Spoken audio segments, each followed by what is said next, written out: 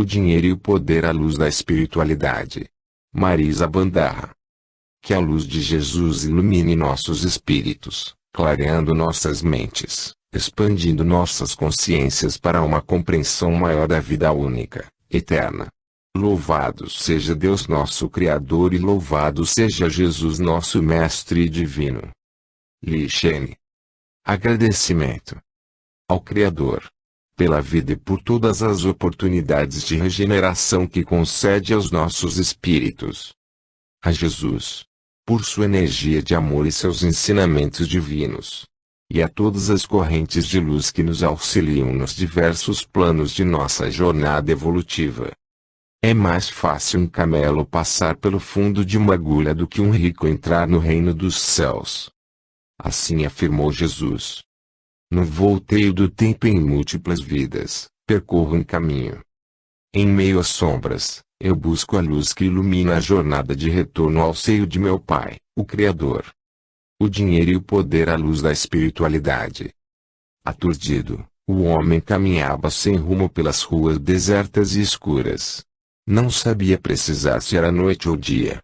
Espessa névoa cinzenta obscurecia o céu, toldando qualquer claridade. O tempo, apesar de abafado, não deixava prever o alívio da chuva. Tudo parecia estagnado à sua volta. O silêncio aterrador, as árvores secas e retorcidas, nenhum ser vivo a quebrar aquela desolação. Das casas, parecendo abandonadas, nenhuma luz surgia das janelas em sua maioria abertas. Entretanto, sentia como se olhos atentos dali o espreitassem. Só pode ser um pesadelo. Gritou apavorado. Mas, para seu maior espanto, sua voz não ecoou naquele silêncio aterrador. Desesperado, girou gritando à sua volta em busca de alguma resposta. Nada. Novamente sua voz morreu no vácuo no qual se encontrava. Preciso acordar deste sonho pavoroso. Pensava agora procurando despertar. Foi então que percebeu sua vestimenta e o desespero tomou conta de sua mente. Não pode ser. Esta é uma roupa de hospital. O que está se passando comigo?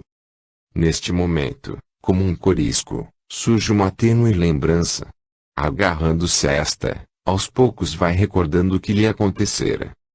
Lembrou-se de estar sendo anestesiado para se submeter a uma cirurgia cardíaca. Passou então a tomar conhecimento do que ocorrera, vislumbrando a tudo como num filme. Estava numa mesa operatória. À volta de seu corpo anestesiado, a equipe médica iniciava um transplante. Quando o cirurgião colocou a mão sobre seu coração, um dos assistentes que cuidava do monitor exclamou apreensivo: Dr. Ronaldo. A pressão está caindo vertiginosamente. Iniciou-se então uma luta para reavivá-lo. E, impressionado, ele viu o momento em que de seu corpo inanimado erguia-se o próprio espírito, em seguida, sendo sugado por uma escura energia, que o transportou ao local onde agora se encontrava. A visão incorporou-se nele. Aterrorizado, compreendeu então que morrera. Mas que lugar tenebroso é este aonde me encontro? Pensou terrivelmente angustiado. Não pode ser real o que está me acontecendo. Eu, um homem poderoso, por tantos homenageado. Como me encontro nesta situação? E os pensamentos borbulhavam torturantes em sua mente. Sempre duvidei da existência de vida após a morte.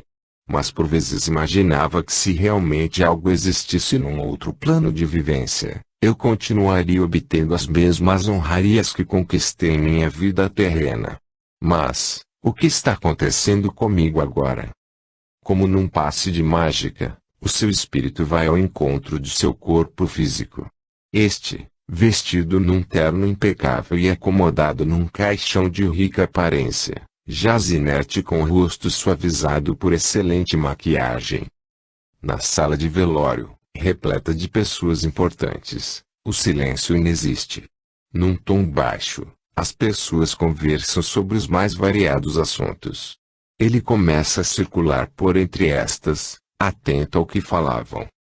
Como a vida é imprevisível, comenta um senhor de meia idade, Ainda anteontem o Alfredo estava todo animado por ter conseguido o coração de um jovem de 20 anos. Ainda vou viver mais 20 com ele. Vou ter um jovem dentro de mim, ele me disse rindo, quando o visitei. Nestas horas é que a gente vê que o dinheiro não compra tudo, comenta um outro bem mais idoso. Semana passada eu procurei pedindo um empréstimo para resolver uma situação dificílima em que me encontrava. Afirmei que dentro de 3 meses no máximo eu devolveria o dinheiro com juros. Sabe o que o miserável me disse? O que foi? Pergunto primeiro já com a curiosidade ativada. Que não podia porque estava gastando muito com a próxima cirurgia. Como se para ele a quantia que eu pedi fosse fazer alguma diferença. E olhando em direção ao caixão, sorri sarcasticamente. Será que agora ele vai poder usar de toda a sua imensa fortuna? E você, conseguiu resolver a sua situação? Felizmente. O primo dele, o Ângelo Furtado, me salvou. E é em consideração a este que eu estou aqui no velório. Cretino. Pensa Alfredo indignado com o comentário. Só porque ele foi amigo do meu pai trabalhando na mesma firma que ele me conheceu menino, eu teria que lhe dar dinheiro. Pois sim. Um dinheiro que com a sua idade o mais provável era não receber de volta. O Ângelo é que sempre foi um babaca sentimental. Vive trabalhando de graça para uns pobretões. Mais adiante, uma vistosa mulher de seus 35 anos, enxugava copiosas lágrimas. Alfredo, acercando-se desta, pensa comovido, coitada da Teresa. Gosta tanto de mim. Como está sofrendo, contudo, o que ele ouve deixou aturdido. A companheira ao lado, uma funcionária de sua principal empresa, comentava surpresa. Érica. Nunca pensei que você fosse realmente apaixonada por ele. Ao que a outra responde em tom mais baixo, apaixonada. Eu? Nem mesmo amiga. Quem pode gostar realmente de um cara tão egocêntrico e idiota que se considera o senhor do mundo?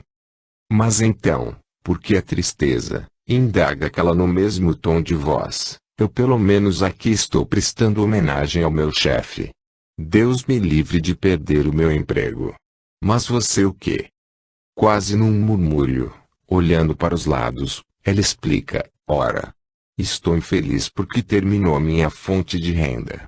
Ainda por cima o Alfredo havia me prometido financiar um filme para que eu estrelasse como protagonista. E com um ar desolador, arremata. Representar a apaixonada fazia com que ele se sentisse o máximo. Alimentava o seu estúpido ego. Assim eu consegui o que queria. Alfredo sente um choque, egocêntrico, até que eu concordo. Mas idiota. Estúpido ego? Que cretina. Depois de tudo que eu dei a ela. Vagabunda miserável. Irritadíssimo ele continua a ouvir os comentários que ali corriam. Quase todos em surdina. Ele era muito inteligente e competente. Sim. Porém amoral. Ladino, nunca se importou em pisar sobre os outros para conquistar o que desejava alcançar. Mas, o que importam os meios?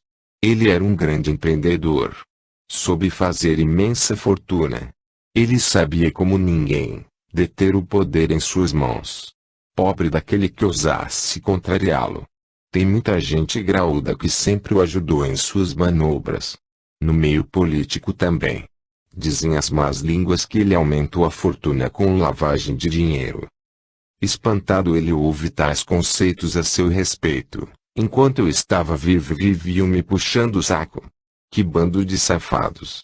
Pura inveja do meu sucesso. Entre tais comentários, outros presentes falavam sobre a bolsa de valores, novos empreendimentos, assuntos pessoais e até sobre futebol. Mas, até então nada de gratificante escutara. Finalmente resolve ouvir a sua família. Certamente são elogios agradecidos, pois nunca deixei de prover tudo o que necessitavam. A dona Francisca sempre cuidou muito bem desses assuntos, e, olhando esta distância, reconhece, excelente secretária. Nas cadeiras reservadas aos parentes, se encontravam sentadas em pontos opostos, duas de suas ex-mulheres, a segunda e a terceira, acompanhando os filhos. Um adolescente de 16 anos, um menino de 13 e uma menina de 11. Nada falavam. Recebiam as condolências com ar contrito, sem comentários. Alfredo se aproxima decepcionado por não estarem falando nada a seu respeito. Contudo se espanta. Assustado, ele ouve em sua mente tudo o que eles pensavam. Sofre um impacto. Só espero, Alfredo, que com a sua morte a poupuda pensão que paga ao nosso filho, não se extinga. Apenas duas coisas boas restaram do nosso relacionamento. O Raul e o dinheiro que nunca negou a ele. Pena que você tenha desprezado a atenção que o nosso filho merecia. Tenho pena de você. Pena porque não terá mais a oportunidade de conhecer o rapaz maravilhoso que ele é. Com a mesma indiferença com que sempre tratou a segunda esposa após o divórcio, ele pensa como se estivesse respondendo a esta: ora Valquíria. Foi sempre o meu dinheiro e a minha posição social que lhe interessaram. Afinal, pouco tempo depois que nos separamos, você se casou com o Cristóvão. Para que o Raul precisava de mim se você arranjou logo um pai para ele? E aproximando-se do rapaz, o que houve causa-lhe um certo abalo. Eu gosto muito do Cris. Ele é realmente o meu pai. Afinal, ele me criou desde os meus 3 anos, mas, e levantado-se se aproxima do caixão, olhando fixamente o rosto do pai. Pois é, coroa. Gostaria de ter tido mais contato com você. Afinal, é meu pai de sangue. Tenho amigos que se relacionam muito bem com os dois pais que têm. O Carlos então, adora os dois. É uma festa. Convive numa boa com eles, e com uma expressão tristonha, esconde uma lágrima furtiva. Por que você nunca quis papo comigo? Na verdade, para mim, o seu nome nunca foi Alfredo. Há muito tempo que você para mim, é o Daddy Monet. Ao ouvir isso, Alfredo sente um leve peso na consciência, enquanto se aproxima de Cacilda, sua terceira esposa. Já não se surpreende mais com os pensamentos alheios penetrando em sua mente. Como será que vai ficar a pensão das crianças? Com certeza vai cair tudo em inventário. Ainda mais que eles são menores. Se o dinheiro ficar preso, como eu vou manter o mesmo padrão de vida para eles? Tenho que consultar urgente um bom advogado. Puxa, Alfredo. Se em vida você só criou problemas para mim, agora depois de morto acho que vai ser pior. Que droga. Se eu tivesse tido mais paciência para suportar a convivência com você, agora poderia ser uma viúva rica. Ao mesmo tempo, Alfredo sente a energia negativa da irritação e da mágoa provenientes do pensamento do menino. Eu não sei por que a mãe fez questão de que nós viéssemos ao enterro dele. Eu não sinto nada por ele. Como amar um pai que a gente só vê e conhece através das notícias dos jornais e revistas? Órfão de pai vivo, isso sim. É isso que eu sou. O único contato que sempre tivemos com ele foi através do dinheiro que nunca falta, e sorrindo disfarçadamente ele pensa olhando em direção ao caixão. Ainda bem.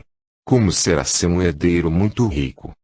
Acercando-se da filha, um sentimento de tristeza o atinge. A menina, cabisbaixa, olhava pensativa para as mãos. Que droga é um velório? Não acaba nunca. Que coisa estranha a gente se encontrar com o pai, assim, deitado como se ele estivesse dormindo. Um sono sem vida. Engraçado. Eu nunca vi ele dormindo.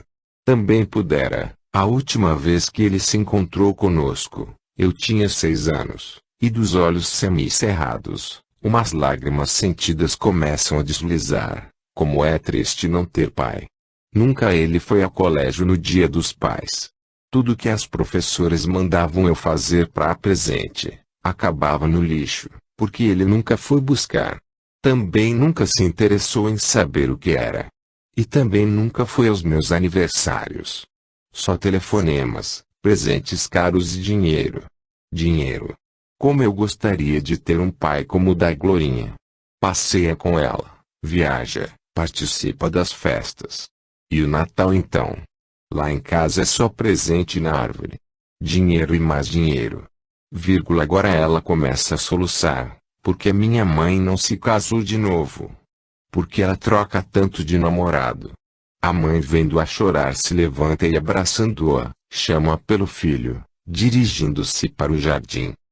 Alfredo os acompanha. Ainda há tempo de ouvir a ex-esposa falando: filha, não fique assim. Eu sei que é deprimente um velório. Mas vocês como filhos tinham que estar presentes ao enterro de seu pai. Ele é um homem muito importante. O que diriam as más línguas? Afinal, vocês são herdeiros legítimos da fortuna que ele acumulou, e com a cobiça atiçada ela pensa, pena que terão de dividir tudo com os meio-irmãos. Vivamente impressionado, Alfredo retorna ao salão. Repentinamente sente-se atraído por uma energia cálida, diferente das anteriores. Espantado, vislumbra em um dos cantos, uma jovem de 23 anos encostada à parede. Como não percebi que ela também estava aqui? Também, tanto tempo sem vê-la. Será que é a Fátima mesmo? Como está linda! Um tanto diferente da foto que me mandou tempos atrás. A fisionomia da jovem revela uma calma tristonha. Parece estar alheia ao que acontece no ambiente, absorta em seus pensamentos, como se estivesse rezando. Uma luz clara ilumina a sua cabeça. Admirado, Alfredo sente as vibrações emocionais que emanam de suas reflexões. Ó pai, tenho muita pena de você.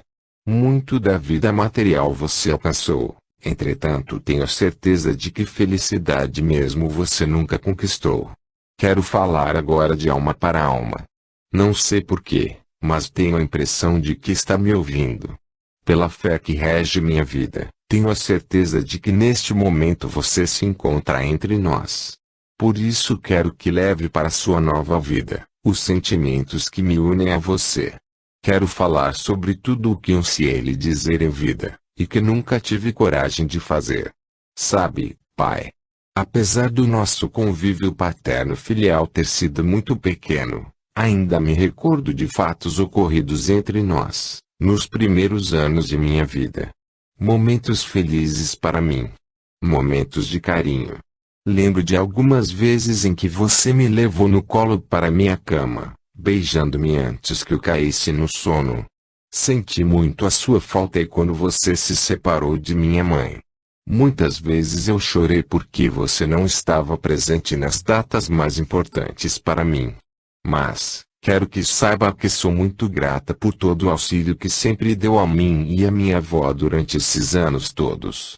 Nunca nada material nos faltou. Pelo contrário, sempre tivemos um bom padrão de vida e reconheço que se estou podendo conquistar o meu sonho de me formar em medicina, devo tudo a você. Apenas sinto carência do seu afeto. Mas, não me esqueço do apoio que me deu quando uma mãe faleceu. Dizem que nunca o viram chorar. Mas eu vi. Quando me abraçou, senti lágrimas pingarem em meu rosto. Era uma menina naquela época, mas nunca mais me esqueci disso. Senti amor em seu abraço. Você me apertou em seu peito, afagou os meus cabelos com tanto carinho que até hoje eu sinto mesmo quando penso em você. Sinto-me angustiada por nunca ter tido a coragem de lhe procurar, abrindo meu coração, pedindo seu amor. Fátima nesse momento abre a bolsa retirando um lenço para secar as lágrimas que agora deslizam livres sobre a face entristecida. Alfredo faz menção de se acercar dela, porém um pensamento mais sofrido ainda atinge seu coração, imobilizando-o.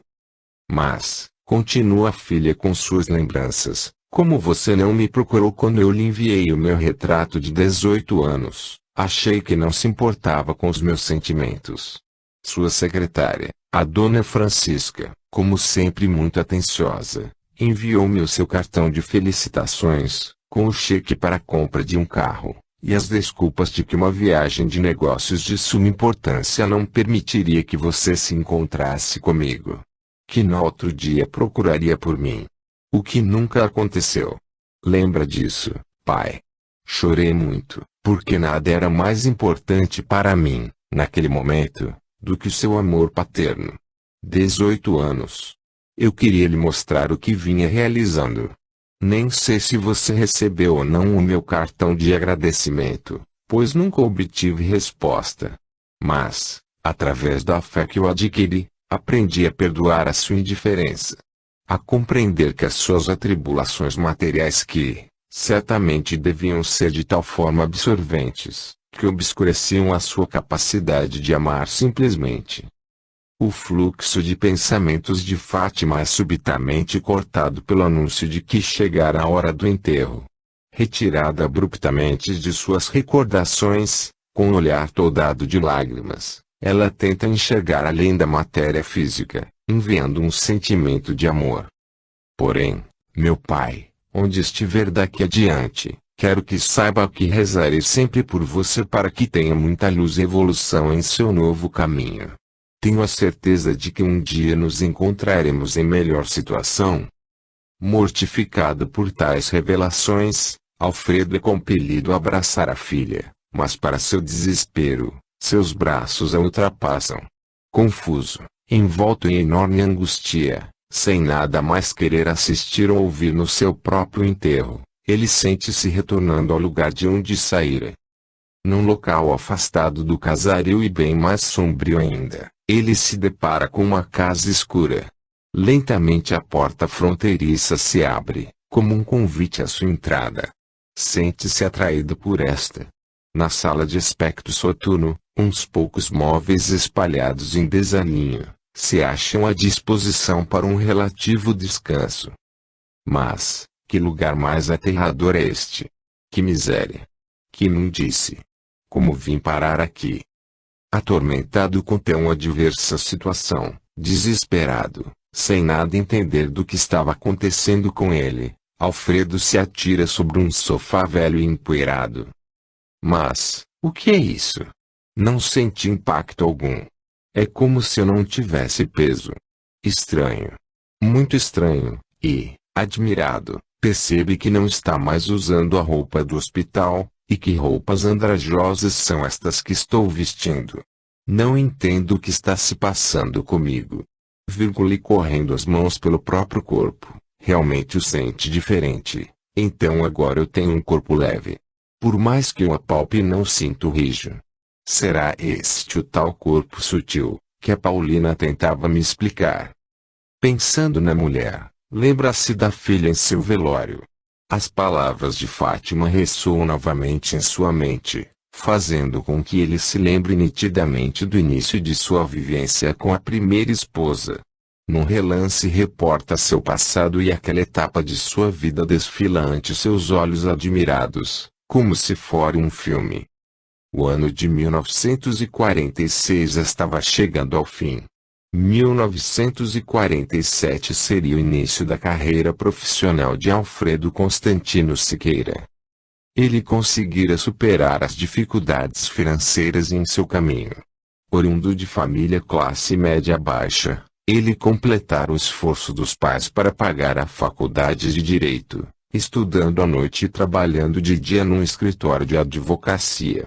No início como boy, percebendo o salário mínimo, demonstrando garra e inteligência, passara a recepcionista, sendo mais tarde requisitado como datilógrafo. Granjeara a confiança e a simpatia de seu chefe que, depois de decorridos os 3 primeiros anos de sua faculdade, resolveu custear a mesma até ao seu término, colocando como estagiário remunerado. Sou um cara feliz e sortudo, assim ele falava sempre com otimismo que lhe era peculiar. Tenho uns pais maravilhosos que não medem esforços para que eu possa vencer na vida. E, ainda por cima, um patrão que até parece um segundo pai. Onde irei retribuir tudo isso? Durante o período de faculdade, apaixonara-se intensamente por uma colega, que cursava 2 turmas mais atrasadas. Um forte amor se firmou entre eles. Feliz, ele não cansava de repetir para Paulina que ela seria para todo sempre o amor de sua vida. Já formado, foi contratado para seguir trabalhando no mesmo escritório de advocacia, mas dessa vez, no exercício de sua profissão. Sua vida, portanto, seguia em ascensão. Logo após a formatura de Paulina, eles se casaram. Um casamento simples, porém alegre e feliz. Com esforço montaram o pequeno apartamento que alugaram próximo ao centro da cidade, para que não ficassem muito distantes do local de trabalho. Dessa forma, o custeio com a condução não pesaria muito no orçamento. O próximo passo seria a compra de um carro modesto. Paulina, por sua vez, não quis trabalhar em nenhum escritório. Estudando com afinco, abraçou a carreira de defensor público. Era seu sonho defender os desvalidos, necessitados de justiça. Em contrapartida, Alfredo foi ganhando prestígio. Sua inteligência e seus conhecimentos baseados em estudos contínuos e profundos foram levando-o, aos poucos, a um conceito de vencedor de causas difíceis e por vezes, até consideradas impossíveis. Para orgulho e satisfação do Dr. Fonseca, ele superou em muito a capacidade do mestre que o iniciara no caminho da defesa da lei e da justiça. E causas maiores, contratadas por clientes ricos, começaram a chegar ao escritório.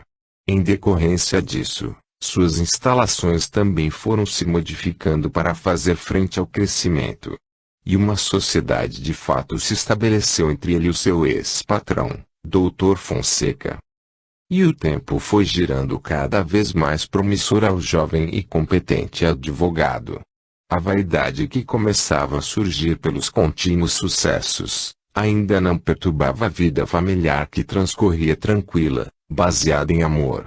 Com a intenção de obter uma maior segurança nas finanças, o casal adiava o momento de receberem filhos.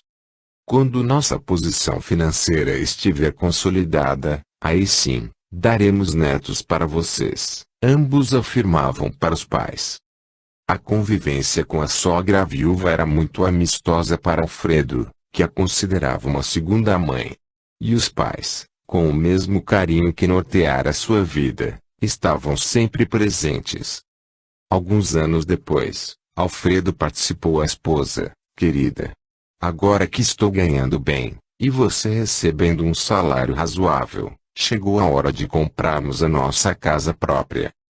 E ambos entusiasmados, iniciaram uma meticulosa busca, que resultou na aquisição do tão sonhado apartamento de 3 quartos na zona sul da cidade. Montaram-no com todo conforto. E um novo carro, dessa vez todo equipado, completou a crescente mudança de vida. Um escritório bem estruturado, em um dos quartos, era utilizado por Alfredo, que ali constantemente estudava ou, quando necessário, trabalhava em algum caso difícil, até altas horas da noite. Paulina, entretanto, apesar de dedicada ao seu trabalho, evitava levar para casa os problemas oriundos de suas defesas. Nutria em seu íntimo o desejo de ser mãe, assim procurava preservar, com antecedência, um tempo que seria dedicado a tão sublime aspiração. Porém, algumas vezes, ela acompanhava o marido, trocando ideias, experiências ou opiniões naquele ambiente que passara a ser o mais importante da casa para ele. Pouco tempo depois, Paulina engravidou. E uma menina chegou trazendo alegria ao casal. Seu bem decorado quartinho ficava entre o escritório e a suíte do casal. Assim, nos primeiros meses de vida da pequena Fátima, Alfredo acompanhou de perto o desenvolvimento da filha. Infelizmente, logo após o primeiro aniversário da filha, os pais de Alfredo faleceram vitimados por um acidente automobilístico. Seu pai adormecera ao volante quando retornavam de uma viagem à Bahia. Alfredo, revoltado, se recriminava por não ter insistido com ele para que não fosse fazer aquela viagem. Na ocasião, Raimundo dissera ao filho: durante tantos anos em minha vida desejei possuir um automóvel. Enquanto dirigia a caminhonete da firma Plastiplus, sonhava um dia em poder dirigir o meu próprio carro. Agora, graças a você, meu filho, realizei o meu sonho. Quero saboreá-lo com a sua mãe, retornando ao meu torrão natal. Mas pai, você não tem prática de estradas, ponderou preocupado, pois alguma coisa em seu íntimo alertava-o para isso. Este mês eu tenho que saldar os compromissos altos e ainda não recebi o suficiente, mas daqui a uns 2 ou 3 meses eu poderei comprar um cruzeiro marítimo, por toda a costa brasileira até ao Caribe, para você e a mãe. Espera um pouco. O navio para 2 dias em Salvador. Rindo, o pai respondera, mas não é a mesma coisa, filho. Quero curtir a minha terra com a Doralice. Saí de lá menino, num miséria danado. Quero voltar agora como turista, e confiante em si mesmo, abraçar o filho, mas não fiquei tão preocupado assim. O seu pai ainda tem muito braço. Durante o velório dos pais, Alfredo considerava o que ocorrera, indignado com a vida. Se eu estivesse mais folgado de dinheiro, teria comprado na hora o tal cruzeiro e nada disso teria acontecido. Ah! Como o dinheiro faz falta. Mas eu ainda vou ter muito, muito dinheiro nesta vida. Alcançando notório sucesso ao vencer uma questão muito importante, a vaidade, que ainda era moderada, eclodiu com força. E o antigo temperamento otimista foi se transformando, aos poucos, em orgulho desmedido. E a ambição de conquistar proveitos sempre cada vez maiores, paulatinamente foi modificando a sua conduta. Já não se relacionava tão bem quanto antes, com o seu sócio.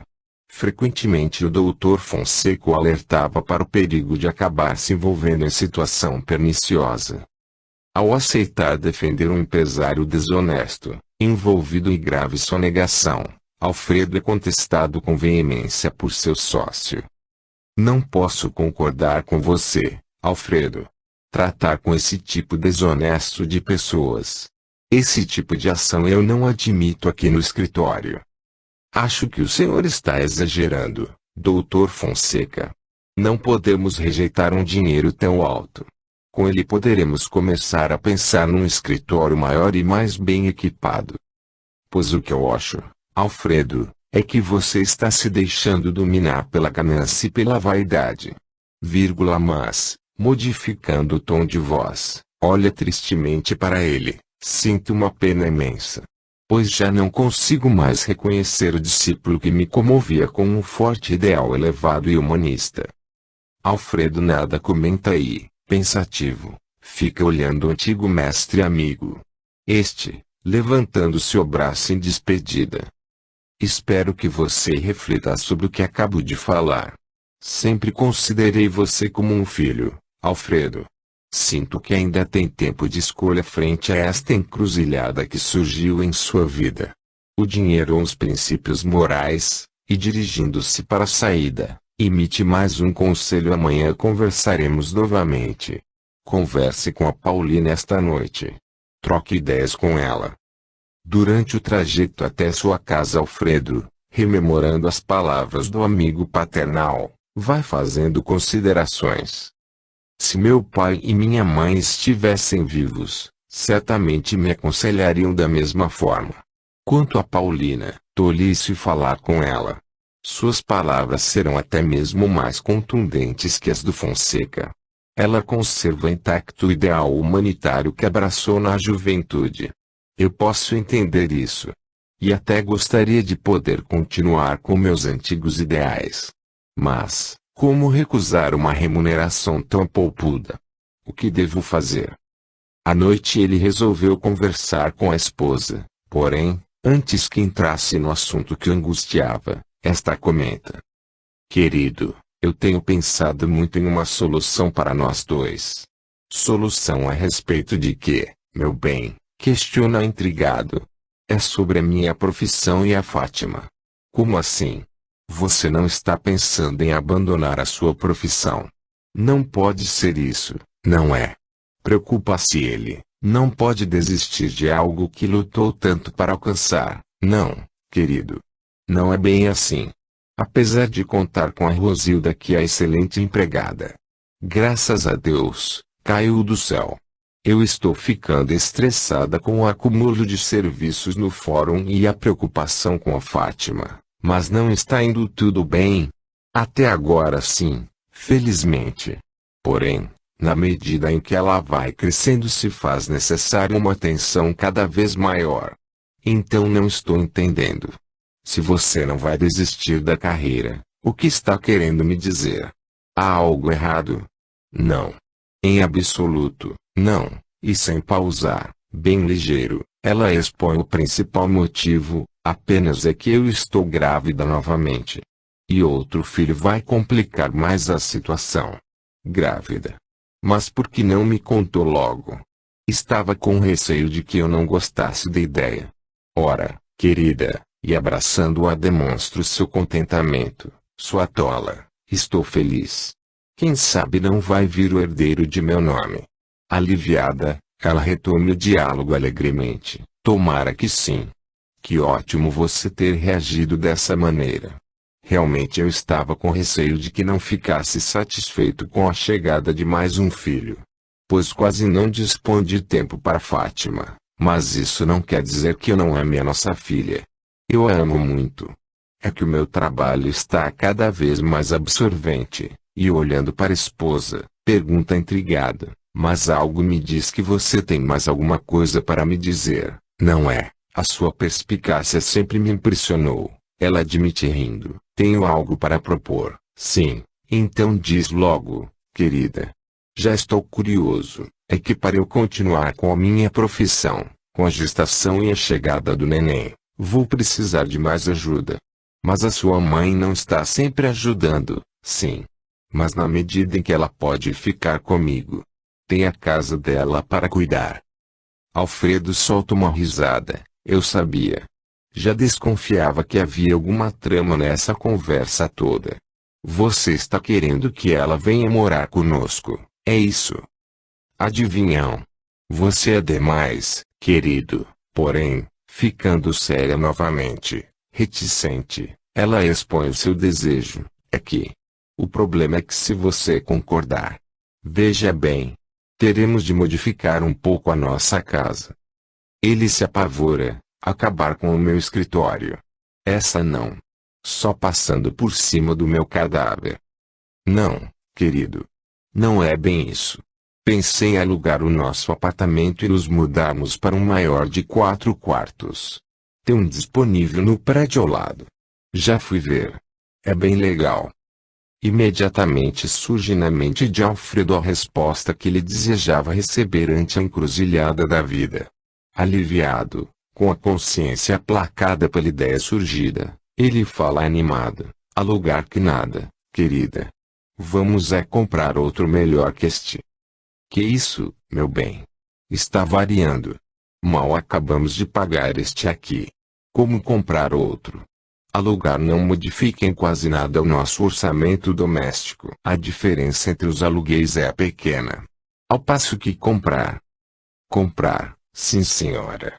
O teu maridinho aqui é muito inteligente e está fechando amanhã uma causa que, certamente, nos facilitará adquirir um apartamento novo. Como assim, Alfredo?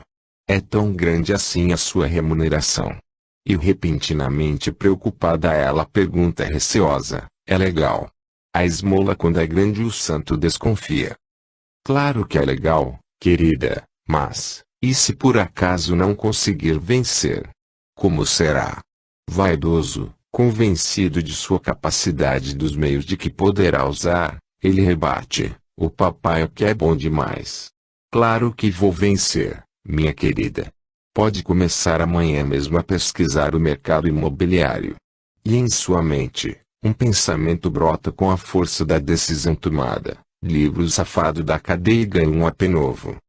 No dia seguinte, no escritório, a sua resolução não ocasionou o mesmo contentamento da véspera. Entre indignado e triste com o procedimento de Alfredo, o Dr. Lacerda rompe a sociedade. Não posso coadunar com esta sua nova maneira de enxergar a nossa profissão. Vejo que você se esqueceu completamente do juramento que fez ao se formar. Salvar a pele de um sujeito desonesto vai de encontro a tudo que eu sempre defendi. Mas, Dr. Lacerda, libertar alguém que cometeu ilícito contra o governo, não entendo como um grande crime. Ele argumenta querendo também convencer a si próprio. É como aquele ditado que diz: ladrão que rouba ladrão tem 100 anos de perdão. O governo não está roubando o povo. Ora, Alfredo, pare de sofismar. Não é o governo quem rouba o povo, mas sim os homens desonestos que dele fazem parte. É melhor você seguir seu caminho separado de mim. Vamos encerrar agora a nossa sociedade. E dando de ombros ele arremata: eu estava mesmo querendo me aposentar. Apesar de se sentir triste com esta separação, Alfredo ficou aliviado por se sentir livre para dar o rumo que desejava à sua carreira. Comprou a parte do sócio, conseguindo um empréstimo. Sei que não terei dificuldade em pagar tal empréstimo. Meus proventos daqui para frente serão cada vez mais poupudos. Eu tenho certeza disso. Confiava plenamente na sua capacidade. Neste momento, inesperadamente a visão de Alfredo é interrompida. Nada mais enxerga de sua vida física, material. Apenas a bruma da solidão espiritual que o envolve. Mas, em sua mente atormentada, brota uma voz feminina, como a quebrar o silêncio tenebroso à sua volta. Foi esta sua decisão que abriu o caminho que trouxe você à escuridão onde agora se encontra. Pense nisso. Assustado, percebe que aquela voz sua conhecida, mas não consegue identificá-la. Ecoara tão rápido quanto um corisco. Ele sente-se terrivelmente cansado e deseja se apagar num sono profundo. Mas este não chega. Vê em torno de si mesmo angustiadamente por um tempo que não sabe precisar. Levanta-se e olha através da porta. Lá fora está tudo como antes. Nada. Que merda, não vejo nada. Existe alguém por aqui? Ele grita angustiado saindo da casa, mas a sua voz se perde no vazio. Que silêncio terrificante. Nem noite nem dia. Apenas este cinza, este apavorante cinza envolvendo a tudo. Cambaleante, ele estende o olhar ao seu redor e nada vê. Sinto-me como se estivesse preso dentro de um vácuo. Desesperado ele retorna à casa, que neste momento se afigura como um refúgio, acomodando-se no sujo sofá. De repente vem à sua mente uma explicação que Paulina lhe dera acerca do espírito imortal, em meio a algumas conversas sobre espiritualidade. Ó céus! Vida eterna, então é assim? O espírito não dorme, não necessita de descanso. Então, o que posso fazer aqui? Viver neste tormento, isolado de tudo? Devo estar no inferno. Uma angústia interminável o abate e, à guisa de socorro, busca se lembrar de sua vida terrena. E, mais uma vez, esta desfila ante seus olhos. Encontrava-se no fórum, sendo efusivamente cumprimentado por seus amigos e conhecidos. Não demorara muito a ganhar a discutida causa milionária. O cliente satisfeito fala ao seu ouvido: outros amigos meus irão te procurar. Podes aguardar. Teu nome irá circular qual um cometa entre muitos. Satisfeito com o sucesso, cruza o olhar com o seu oponente, o advogado de acusação que se achava próximo a ele. Com um sorriso disfarçadamente irônico, este lhe dirige a palavra: caro colega. Parabéns pela vitória. Aquilo que se planta, frutificará um dia. Com o estado de vaidosa felicidade em que se encontrava naquele momento, Alfredo interpretou essas palavras como um elogio à sua inteligência. Não percebera a ironia nem o sinal de alerta. Estava ansioso para falar de seu sucesso com Paulina. Participar que em poucos dias, saldaria a dívida do apartamento. Entrando no carro foi se dirigindo para lá, feliz com a sua vitória. Que belo apartamento eu pude adquirir, graças a esta ação.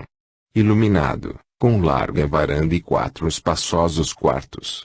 E ainda por cima, situado num belo prédio no Leblon, próximo ao mar.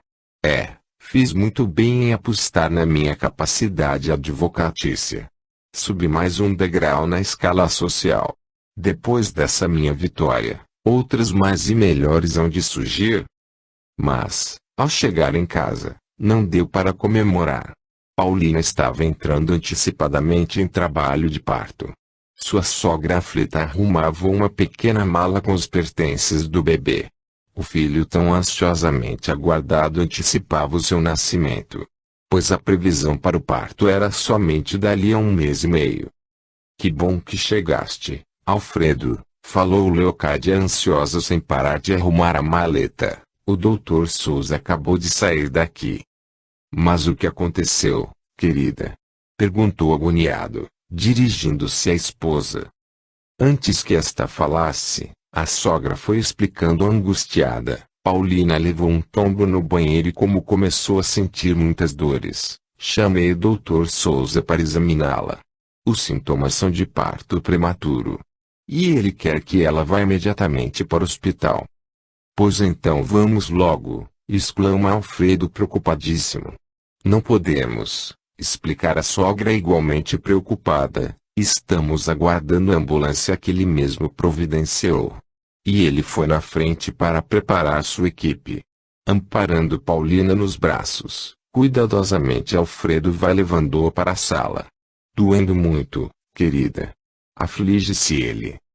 Dá para aguentar, amor. E sorrindo debilmente ela procura animá-lo. Não é nada grave, querido. É que o nosso Guido quer chegar mais cedo ao nosso convívio.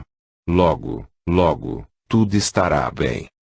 Entretanto, infelizmente nada ocorreu como se esperava. Paulina teve que se submeter a uma cesariana e o bebê nasceu sem vida. A tristeza tomou conta da família.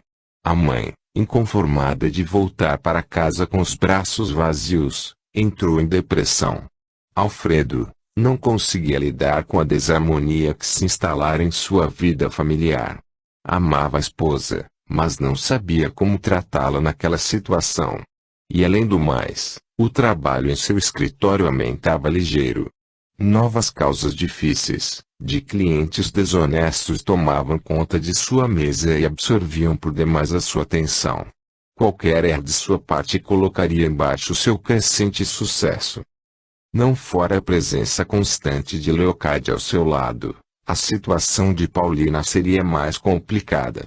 Contudo, o carinho, a fortaleza de ânimo, a fé religiosa de sua mãe e o tratamento médico adequado, ajudaram em sua recuperação. E, aos poucos, Paulina foi retornando ao normal, auxiliada também pelo amor de sua pequena filha. Quando se restabeleceu plenamente, ela retomou a sua carreira. E foi voltando ao trabalho no fórum que tomou conhecimento da fama que já cercava o marido. Levou um choque profundo. Procurou nada demonstrar aos colegas de trabalho. Mas parecia que o dia estava interminável, tal a frustração que sentia e o desejo de conversar a sós com o marido. Como você pôde fazer essa defesa tão absurda? Falou indignada à noite, quando se fecharam no quarto para dormir. Defender um ladrão safado e, ainda por cima achar que foi um grande feito. Que isso, querida? Ladrão não, já lhe disse antes, Alfredo. Ela, decepcionada, corta as palavras do aturdido marido. Para mim e para a vida espiritual, o seu cliente rico não passa de um ladrão. A discussão estendeu-se por um bom tempo, querida. Procura entender. Eu não estou cometendo nenhum ilícito. Estou no exercício de minha profissão. Defendendo um cliente. Toda ação tem duas faces. Depende do ponto de vista por onde é observada. Chega, Alfredo. Por favor, chega. Você não vai me convencer nunca. Mas ele não parava de querer se explicar. Na verdade, procurava convencer a si mesmo, pois a ambição de crescer material e socialmente já havia criado raízes em seu íntimo. Veja bem, meu amor, ele ainda tentava. Eu quero dar um futuro melhor e mais garantido para nossa filha. Não quero que ela passe o mesmo desconforto e humilhação pelos quais passei em minha vida e adolescência. Não me venha com desculpas esfarrapadas. É um absurdo o que você está dizendo. Ter pouco dinheiro não é nenhuma humilhação. Para mim, humilhação é possuir bens em detrimento da moral e dos bons princípios. Nem porém, nem nada, ela interrompe magoada e irritada ao mesmo tempo. Por causa dessa sua ambição desmedida, você não tem nem mais tempo para sua família. Como quer acompanhar o crescimento da nossa filha, como você dizia querer fazer, se não tem tempo para ela? Alfredo ainda deseja argumentar, mas Paulina, virando-se de costas para ele, segue em direção à cama, falando agora quase chorando. Não estou conseguindo enxergar mais em você, o homem pelo qual me apaixonei.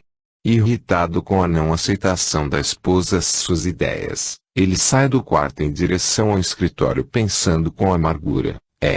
Mas viver bem como estamos vivendo, com dinheiro folgado ela gosta. Queria ver se faltasse esse dinheiro, se ela pensaria da mesma maneira. Tão ligeiro saíra que não percebeu o pranto sentido em que Paulina se afundara. Passando em frente ao quarto da filha ele para. Observando-a dormir sente a antiga ternura, mas é para o seu próprio bem, minha queridinha, que tanto tenho trabalhado. Um dia você vai entender isso. E fechando a porta cuidadosamente, vai para sua mesa de trabalho. Não consegue trabalhar, com as palavras da esposa ressoando ainda em sua mente. Mergulhado em um redemoinho de pensamentos conflitantes, ele se levanta à procura de um sonífero. Atira-se no sofá, aguardando o efeito deste. Melhor dormir aqui. Assim, longe de mim, Paulina vai repensar o que disse. E, graças ao calmante, cai no profundo sono dos justos. A visão desta fase de sua vida faz Alfredo retornar ao momento presente. Aturdido, ele começa a refletir sobre o que acabara de vivenciar. Mas, será que foi tão errado assim o que eu fiz? Continuo não entendendo a Paulina. Estava trabalhando duro, isso sim, para conquistar a nossa segurança econômica. Não estava roubando a ninguém. Afinal, seria falta de escrúpulos se estivesse defendendo um roubo de pessoa para pessoa física ou de uma firma honesta. Portanto, continuo não achando imoral, nem desonesto, ajudar alguém a se livrar da cadeia por lesar um governo tão corrupto quanto o nosso. Mal acabara de formular tais considerações, novamente a voz feminina se faz ouvir em sua mente. Ainda não percebeu, Alfredo, a extensão da sua culpa.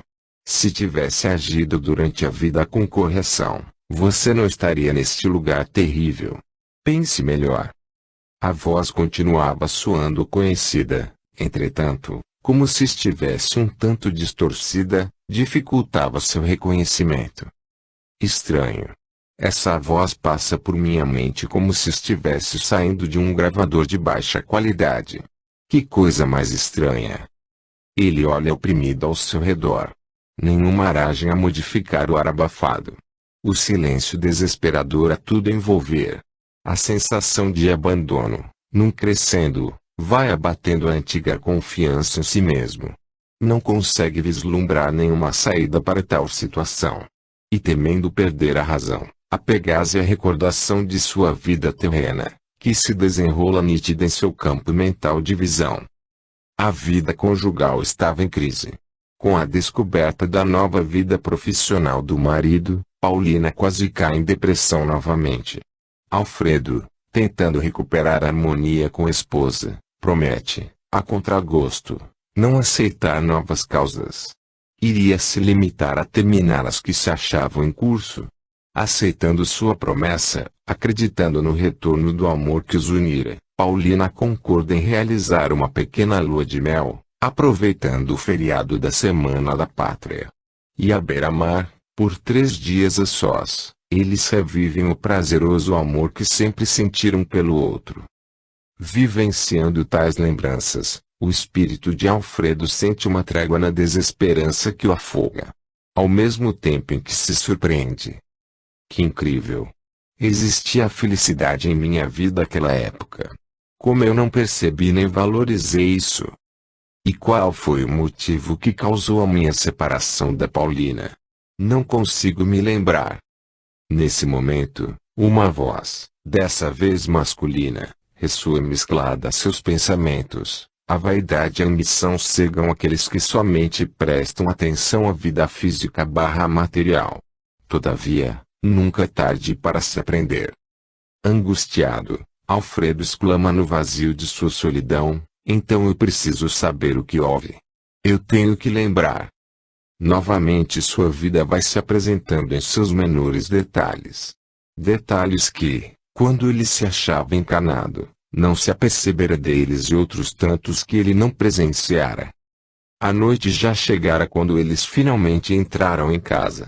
Cansados da viagem, foram se recolher cedo. Amanhã o pai tem muito trabalho a fazer, minha queridinha, assim ele falava enquanto acomodava a filha para dormir, por isso não posso ficar mais tempo com você. Mas, eu prometo que amanhã contarei histórias até você adormecer. E beijando-a se retira para seu quarto.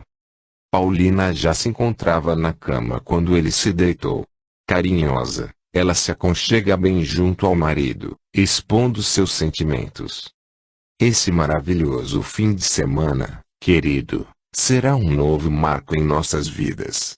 Que bom retomarmos o amor e a alegria em nossa convivência. Tenho certeza que daqui adiante haverá mais harmonia em tudo o que decidirmos fazer, tanto no âmbito familiar como no profissional. Seremos muito mais felizes. E beijando longamente ela afirma: eu amo muito e confio muito também em você. Este, comovido com o carinho e a total confiança demonstrada, sente um certo remorso a comprimir seu coração, pois a promessa que fizera ela, não fora em bases sólidas. A ambição não diminuíra. O desejo de conquistar mais dinheiro e poder em sua vida continuava latente em seu íntimo. Não sei se conseguirei recusar tanto dinheiro. E, amanhã, como dizer não aos 2 clientes que estão me aguardando? O meu conceito de advogado das causas impossíveis irá desmoronar, se eu recuar agora. Mesmo estando em jogo o amor de Paulina, não sei se resistirei à tentação, assim ele pensava agoniado, enquanto o sono demorava a chegar. Entretanto, os próximos dias foram passando em relativa harmonia. Alfredo, trabalhando demais, deixava de lado, esquecidas, as boas intenções de dar mais atenção à família. E Paulina, por sua vez, também se doando ao trabalho, deixava a pequena Fátima ressentindo-se da atenção dos pais. Porém, o amor e a dedicação da avó, cercando-a de todos os cuidados, superavam em grande parte essa frustração. Sendo assim, a menina ia se apegando cada vez mais a Leocádia, que passou a ser o porto seguro de sua vida. Confiante na promessa do marido, Paulina não dava muita atenção ao que se falava vez por outra sobre Alfredo. Que cara inteligente ele é! É uma águia. Consegue dar nota em pingo d'água. Tem uma lábia que confunde qualquer júri, cegando o juiz. Tais comentários deixavam em dúvida se eram elogios ou críticas. Mas tinha certeza de que o marido não se envolveria em novas causas escusas. Apenas estava terminando, como ele mesmo lhe explicara, as que já se encontravam em curso. Lê do engano. Alfredo, seguro da confiança que Paulina nutria por ele, não diminuíra o ritmo de sua ambição. Após as 2 causas que ele não conseguira recusar, abraçara recentemente uma outra, dessa vez, de uma cliente especial. Uma rica e bela empresária.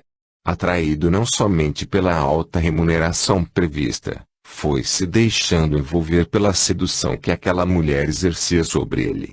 E, aos poucos, um envolvimento emocional fosse formando. Não que Alfredo fosse um marido fiel. A vaidade, instigada pela bajulação de jovens que cruzavam seu caminho, promovera fugazes aventuras. Realizadas durante as tardes, com muita discrição, não perturbavam o ritmo de seu trabalho, nem eram percebidas pela esposa, que as ignorava completamente.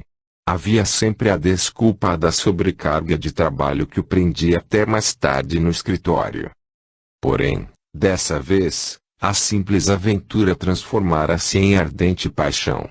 Já se tornava difícil manter sua conduta sob controle. Paulina, mulher sensível, percebeu de pronto a mudança que estava se operando no marido.